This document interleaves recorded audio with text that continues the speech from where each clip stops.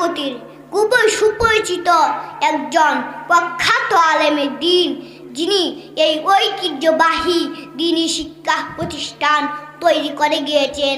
তিনি হলেন মরহুম আলহাজ হযরত মাওলানা হাফিজুল্লাহ সাহেব রহমতুল্লাহি আলাই।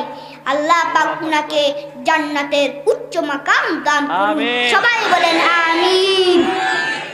আর সুস্থতা কামনা করছি যিনি সবার পরিচিত, সবার মহব্বতের মানুষ, যিনি অক্লান্ত পরিশ্রম করে এই প্রতিষ্ঠান এবং এই মাহফিল পরিচালনা করেছেন হাফেজ আবু জাফর সাহেব এবং উনার সুযোগ্য সন্তান, যিনি অল্প দিনেই সবার প্রিয় হয়ে উঠেছেন, সুমিষ্ট ভাষী আলোচক, তরুণ সমাজের আইডল মাওলানা মাহমুদুল হাসান সাহেব। পাশাপাশি যারা রাত দিন ধরে এই মাহফিল